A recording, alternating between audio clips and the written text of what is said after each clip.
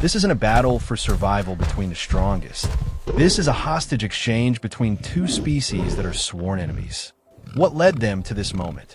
And is there anyone brave enough to stop an inevitable tragedy?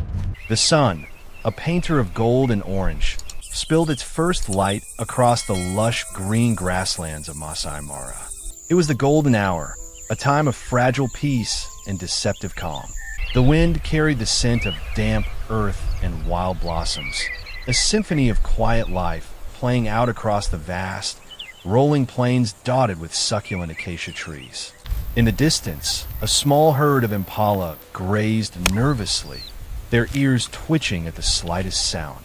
Nearby, a dazzle of zebras moved with rhythmic grace, their black and white stripes standing out against the vibrant green.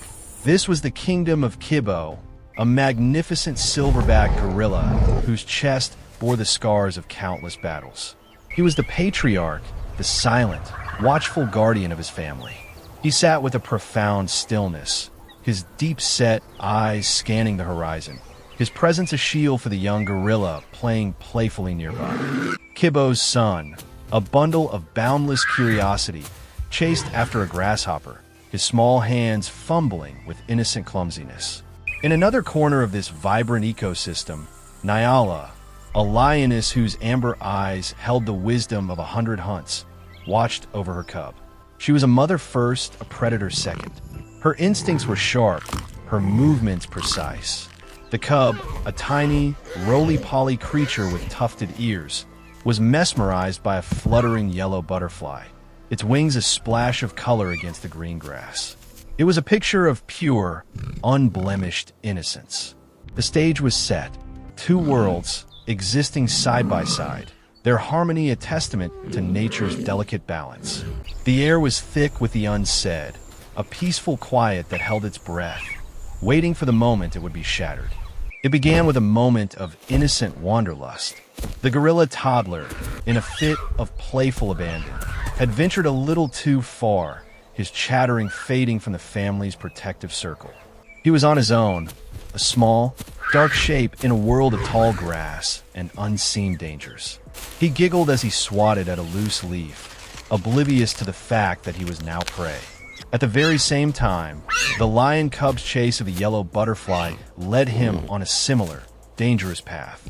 The butterfly, a fleeting whisper of life, was his entire world. With each wobbly step, he moved farther from Nyala's watchful eyes. The distance was small, but the gap was vast. Nyala, ever vigilant, was the first to see the small gorilla. Her hunter's instinct, a primal code etched into her very being, took over. She stalked, low to the ground, a shadow moving without a sound. With a swift, practiced movement, she pounced, her jaws closing gently but firmly around the gorilla child. There was no rage, only the cold, hard logic of a predator who saw an easy meal. A panicked cry, a sound of absolute terror, tore through the air. Kibo's head snapped up. He saw the lioness, saw his son in her mouth. A roar of pure fury erupted from his chest, shaking the very ground. He charged, a mountain of muscle and rage. As he ran, his eyes fell upon the lion cub, now cowering in the lush green grass, frozen by the sudden outburst of violence. In a split second, an instinct older than memory took hold. Kibo scooped up the cub, his massive hand surprisingly gentle. He had not just come to save his son, he had found a bargaining chip. The fate of two young lives now hung in the balance. The confrontation was an electrifying silence. The two titans of the savannah, Kibo and Nyala, stood facing each other. Kibo held the lion cub, his hand a cradle of immense power and surprising tenderness. Nyala held the gorilla toddler, her jaws clamped with a terrifying restraint. They circled each other, a slow, deliberate dance of threat and warning. The low growls from Nyala, the deep, rumbling warnings from Kibo. This was a conversation that words could never capture. The cries of the two terrified children echoed through the air, a heartbreaking soundtrack to the standoff. They were a vivid reminder of the stakes, of the love and fear that drove both parents. The other animals, sensing the primal danger, scattered. The impala bolted, the zebra fled, their flight a final, desperate warning. The two parents, however, were locked in their own world. One step too close, one moment of carelessness, and a fragile piece would shatter into a million bloody pieces. The sun, once a harbinger of a beautiful day, now cast long, menacing shadows on the green grass, a silent clock counting down the seconds to an inevitable tragedy. Kilometers away, Kate, a seasoned park ranger with a reputation for her keen eye and steady hand, was on her morning patrol. The silence was the first thing she noticed, a deep, unnatural hush where there should have been the sounds of life. Then, she heard it, the faint, high-pitched cries of the young, followed by the guttural roars of something far larger. She stopped her Land Rover and grabbed her binoculars, her heart pounding a heavy rhythm against her ribs. She saw the impossible, a silverback gorilla, a lioness, and two young held as hostages. She immediately radioed her station, her voice calm but urgent. Base, this is Ranger Kate. I have eyes on the target, requesting backup. Primal conflict. Backup needed, but it's a critical situation. She knew they would be hours away. The conflict was minutes from eruption. A decision was made, one that went against every protocol and every ounce of common sense. She could not wait. The violence had to be prevented, not documented.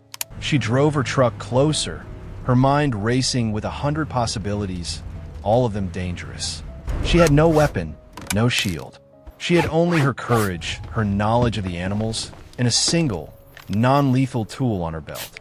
She was about to step into the most dangerous standoff she had ever witnessed. Kate parked her vehicle and stepped out, a lone figure in the vast, wild landscape. She maintained a safe distance, a respectful barrier between herself and the combatants. She started with a simple gesture, a low, rhythmic whistle, and a gentle tap on the side of her truck. It was enough to catch their attention, a strange new sound in their world of growls and cries. Nyala, agitated by the distraction, tightened her grip on the gorilla toddler. The little one whimpered, and Kate's heart leaped into her throat. This was the moment. She unsnapped the holster of her specialized animal pepper spray. It wasn't a weapon for attack, but a tool for distraction. She aimed it low, at the ground directly in front of the lioness. A short, powerful burst filled the air, not with a searing burn, but with a sharp, pungent odor that was utterly foreign to the wild. Nyala recoiled, her head shaking. The smell was not a pain, but a puzzle. It was a powerful, disorienting scent that broke her focus. Kibbo, too, was momentarily confused by the strange hiss and powerful odor. The tension, for the first time, had a crack in it. Kate, seizing the opportunity, spoke in a low, even tone, her voice a soothing drone. She maintained eye contact, a silent command for them to stand down. It was Kibbo who broke the cycle. He slowly, deliberately, lowered his hand and released the lion cub. He then stood guard, a massive shadow protecting the gorilla toddler. Seeing this, Nyala's maternal instinct, now unclouded by the adrenaline of the moment, took over.